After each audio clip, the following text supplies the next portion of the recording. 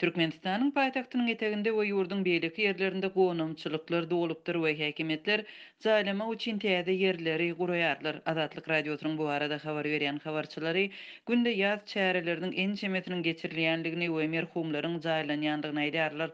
Lukmanlar bolsa koronavirus keseliniň ýokaşmagynyň tewekkelçiligi sebäpli örän zerur bolmasa ilatyň saglygy saklaýyş edaralaryna barmakdan saklanmagyny maslahat berýärler. Şol bir wagtyň özünde de häkimetlere görä koronavirus ýurtda henidem ýok.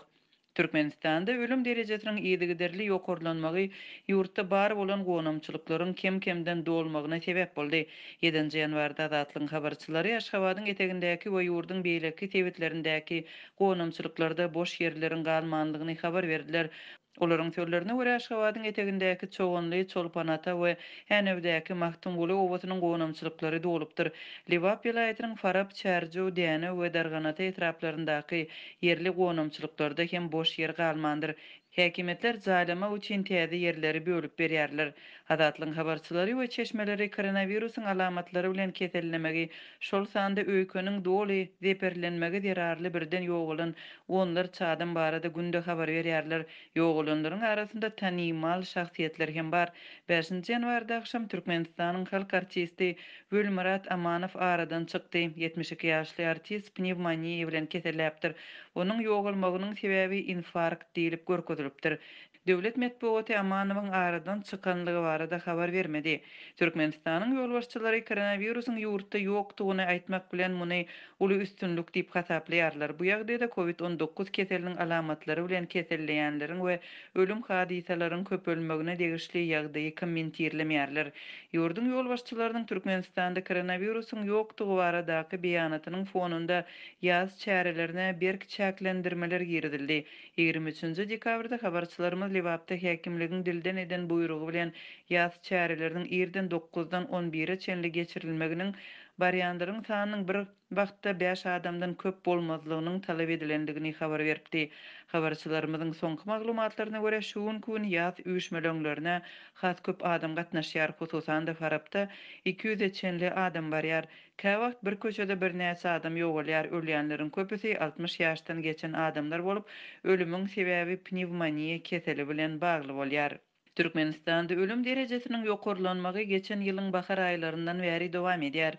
Kararsyz neşirler tarapyndan Google kartasy esasında çap edilen maglumatdan soň ýurdun häkimetleri mazarlaryň görünmezligi üçin tekiz bolmagyny buýrupdy. Sputnik suratlarynyň görkezişi ýalydyň bir Balkan vilayatynda geçen ýylyň mart aýynyň ortalaryndan iýul aýyna çenli 1300-den gowrak adam ýogalypdyr. Bu san öňki ýyllara garanda birnäçe esse artypdyr. Bu aralykda keseliň we ölüm hadisalaryň köpelmegine hem häkimetler tarapyndan girdilen çäklendirmelerin güýçlenmegine garamazdan ilat toý tutmagyny dowam etdirýär. Liwapda habarçymyz vilayatda toýlaryň indi köplenç birnäçe tapgyrlyn geçirilýändigini, mehmanlaryň bir gedekde 30-50 adamdan köp bolman gyýtga wagtdan çalyşýandygyny habar berýärler. Şeýdip günüň dowamında irden 9-dan öýlen sagat 2-e çenli toýa ortaça 250-300 adam gatnaşýar. Maska giyilmeýär. Habarçylar toý geçirmek üçin polisiýadan ruhsat almalydygyny aýdýarlar. Olaryň sözlerine görä paranyň bahasy 10 we 25 000 manat aralygynda bolýar. Bu aralykda Aşgabatly lukmanlar ilata köpçülüge barmakdan saklanmagy, şol sanda uly zerurlyk bolmasa medisina edaralaryna barmazlygy maslahat berýärler. Anonim şertlerde gepleşen lukmanlar saglyk edaralaryna koronawirusyň ýokaşmak howpunyň gyzyl zonasynyň eglan edilendigini öňe sürýärler we Saglyk ministrligine salgylanýarlar. Ýurdun Saglyk saklaýyş ministrliginiň web saýtynda bu barada habar berilmeýär.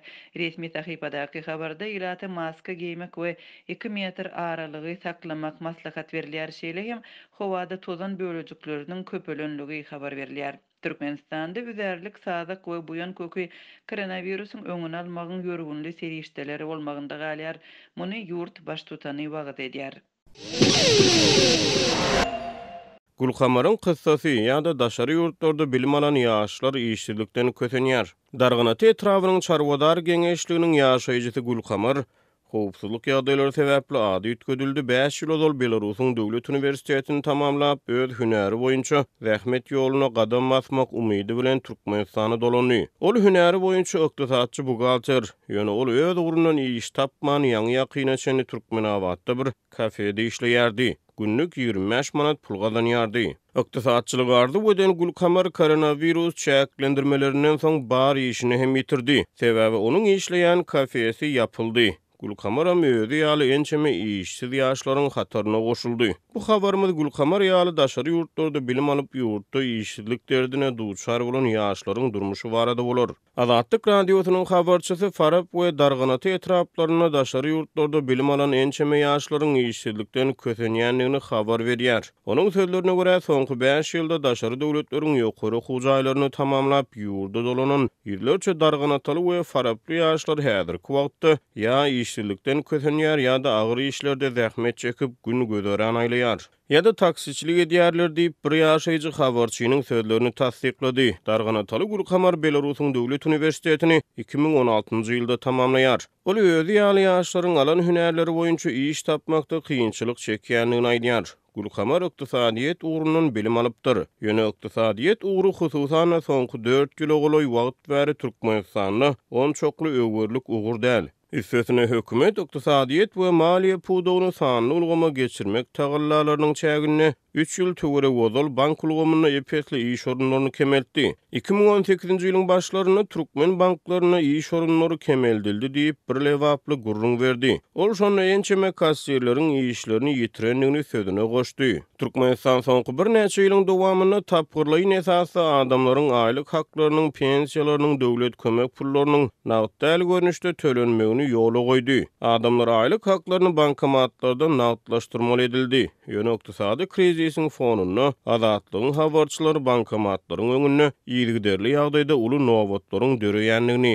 adamlaryň bankomatlardan pul nagdlaşdyrmakda uly kynçylyklary başdan geçirýänliklerini habar berýärler. Synçylar dünýäde maliýe pudowyny sanly ulgama geçirmegiň açaçanyga goşunt goşýanyny aýdýar. Ýöne beýleki tarapdan adamlaryň iş orunlarynyň awtomatlaşdyrylmagy olaryň eklenç çeşmelerine yaramaz täsir edýär. Gulkamar şeýle kynçylyga sebäp bolan ýaşlaryň biri. Onuň edýän işini inni bankomatlar ýerine ýetirýär. Ýöne onuň sözlerine görä Türkmenistana onsuzam işe ýerleşmek aňsat däl. Vilayet banklarynyň hiç birine boş iş orunlary ýok. Eger kimdir biri pensiýa gitse, onuň ýerine ýokurda tanşy bar adamy ýa-da köni puldan 1,5 milliard para beren adamy iş alýarlar. Ýöne köy maşgalalar bu parany berip bilmeýärler. Şonuň üçin işsiz ýokary bilimli ýaşlar gitdigiçe köpelýär diýip ýagdaýdan habarly bir ýaşaýjy Azatlygyň habarçysyna gurrun berdi. Habarçy bilen anonim şertde gurrundaş bolan bir ýerli hünärmen türkmen kanunçylygyna görä iş berijileriň orta hünär diplomly işgärleri isläň wagtlary işden boşatmak hukugyny iýedigini gurrun berdi. Ol bu ýagdaýyň kanunyň Rüstem ýurdunyň hukuk normalaryna gawat gelmeýändigini aýtdy.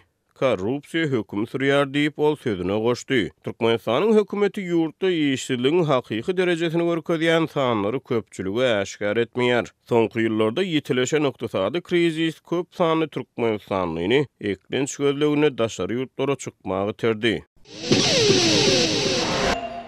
Mary şäheriniň Ogulhan köçesinde ýerleşýän Akbalarda näçe alyk satýan satyjy bolsa, şolaryň sanyny 2 dilegçi bar. Alıcı bolsa tassan ýok diýip Azatlygyň habarçysy habar berýär. Elbetde, bu ýagdaý polisiýa işgärleriniň gözüne gelmeýär. Polisiýa işgärleri bagalaryň dergödesiniň agdyna oturan 50 ýaşlarynyňky dilegçini görüp, dergödeniň agdyna oturma. Git, aýryl bir ýerden diýip gödök sözler ulanyp haýbat atdylar. Emma ol adam men maýyp dileg etmesem bolanok, çağalarym bar. Şu ýerde maňa bagalaryň içindäkiden biraz köp bererler diýip oturýan. Ýagdaýymy düşüneň diýdi. Polisiýa işgärleri oňa maýyp bolsaň gitdi öýüňde otur. Bir ýerde oturma diýip söýgdiler. Men ýagdaýymy düşünürdim. Emma siz näme diýänim hem eşitmäňsiz. Äkidip türmäge bassaňyzam öýe elim boş baryp biljekkäl. Sebäbi çağalarynyň suw bolsa-da oňa basyp ýemäge çöregi ýok diýip maýyp adam gözüne ýaşaýlady. Polisiýa işgärleri ol adamy golaýdaky polisiýa bölümine äkitmekçi boldular. Emma dükkan eýeleri ara goşurly. Olaryň biri polisiýa, oglanlar äkitmän. Özüm aýraýyn ony şu ýerden nip, goltuğuna girip, maýyp dilegçini öz dükanyna sarly. Beýleki satyjylar hem gelip, maýyp adamyň halynyň habar alyrlar diýip, adatlygyň ýerli habarçysy aýtdy. Ol adamyň ady Öwel.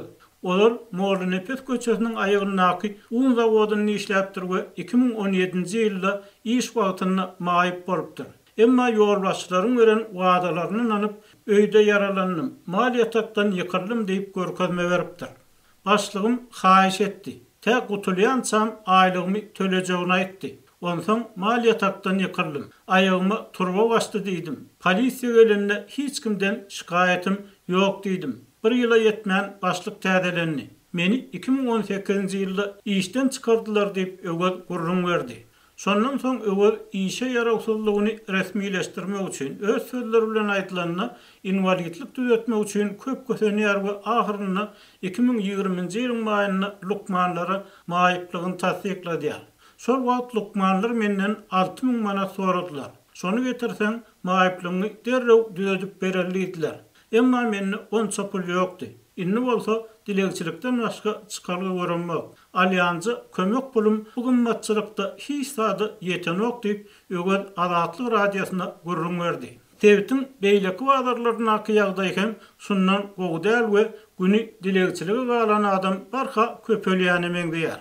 Mary şäheriniň Murgap köçesinde ýerleşýän galkynç wagdaryna barsaň, soňun kartoşka satýan satyjylaryň ýanyna gelip öýümizde iýmäge zat ýok. Aýdan niýeniňiz bolsa beräýin diýen çağlary barha köp görse bolýar. Bir garrene bolsa 8-9 ýaşlarynaky agtygyny ýanyna alyp hatarlara aýlanýar diýip habarçy dilege diýen mätäşleriň üst başlarynaky eşikleriniň hem gaty könülenligini, çağlaryň eňindäki eşikleriň kiçik we juda ýuky görnýänligini gurrun berdi. Dilegçiler satyjylara sowuranya zaýranyp başlan sowurňyz, kartoşkanyz bolsa beräýin diýip bildenýärler. Täze ýylda satmak üçin edilen emma geçmän zaýy bolan salatlary hiç kimiň pul tölemejek garytlaryny berseler-de olar mata sumkalaryna salyp alkyşlaryny aýdyp gidýärler. Men günne bir gezek gelerin. Zaýy zadyňyz bolsa zyňman saklan. Häzir ayaklarym diýen etmejek bolýar. Birden gelip bilmesem şu zaga agtygym geler. Gaýrat edin, öýde iýmäge hiç sadymyz ýok diýip garrene her waran satyjysyna ýagdaýyny gurrun berýär. Bu ýagdaýy görüp sadakam bolsun diýip kim 50 teňe, kim 1 manat ödýär. Ýöne häzir ol pula hiç sat düşmeýär. Sebäbi 1 kilogram kartoş üçin 12 manat gerek diýip habarçy aýtdy. Adatlygyň habarçysy bazarda 1-6-njy, beýlekisi 10-njy klas okuwçysy bolan dilegçiler bilen gurrundaş boldy. Olar öýlerini işleýän adamyň ýokdugyny, eger dilegçilik edip öz iýjeklerini gazanmasalar, agşam aç ýatmaly bolýanlyklaryny gurrun berdi.